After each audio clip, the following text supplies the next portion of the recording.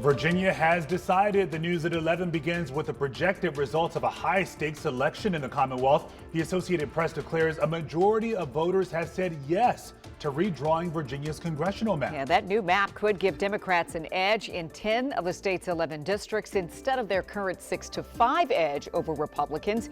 And it redraws every district for this November's House races. Big things to talk about here.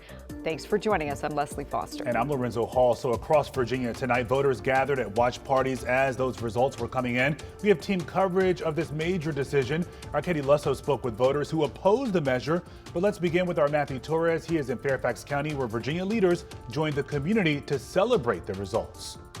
It is a big night for Democrats in Virginia as they watch the results come in for the redistricting vote.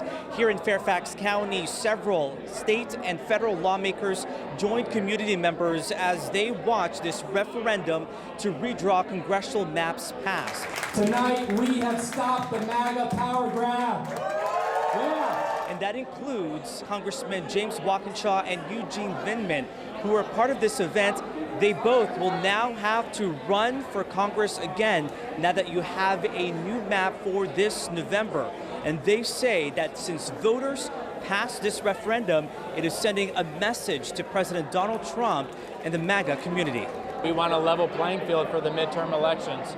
Trump tried to rig it with the redistricting in Texas, Ohio, Missouri, Florida. Virginians came out today, sent a strong message that we want a free and fair election on a level playing field in November. I'm very confident that now that we have that, voters across Virginia and the country will choose to put a check on Donald Trump because Virginians especially recognize he's out of control. The message that you send is that don't start a redistricting war that you're going to lose when you're horribly unpopular. We spoke to some voters who said yes to the referendum, and in principle, while they do not believe in gerrymandering, they say under the context of President Donald Trump pushing Republican states to redraw their own congressional maps, they felt redistricting in Virginia was necessary.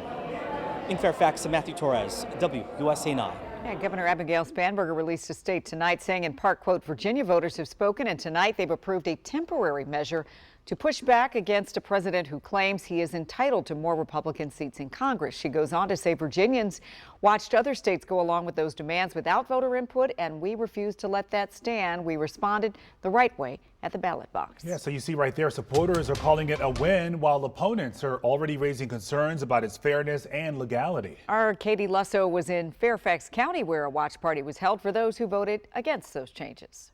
This was a watch party for those who were adamantly against this redistricting, calling it unfair and even unconstitutional. We know the Supreme Court will be weighing that very statement. Was this a constitutional move? Here at Little Havana Cigar Club, this party was on the smaller side, but all eyes were glued to the screen as the numbers came in. The group especially interested to see which way Northern Virginia, and even more specifically, Fairfax County voters landed. While disappointed with the outcome, they were happy with how close it was, especially considering how much more the vote yes crowd spent. It was very close. We're talking about just a few thousand vote difference.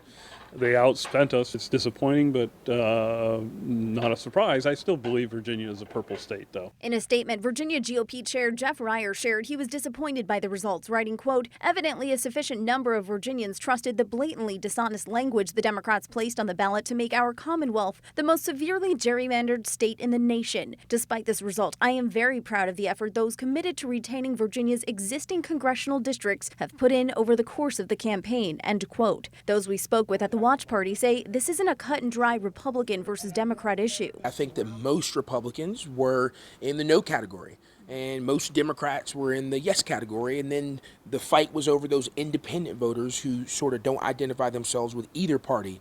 I think there was unity on each side of that, and I think that what we saw from the yes voters was confusing language that was misleading, and that may have played an impact on those independent voters in the middle, understanding what they were voting for. Of course, people want fair elections. I think Republicans and Democrats want fair elections. And so when you see this language It may have been misleading on some sides. But again, as I said, I think this is going to go to the courts now, and people are still going to get their fair representation via the courts. And those we spoke with here say they will be watching closely to see how the courts move forward. In Fairfax County, I'm Katie Lasso, WUSA 9. Yeah, we should point out again here tonight, the Virginia State Supreme Court is expected to decide if this measure is legal. That means the changes could still be thrown out by the court.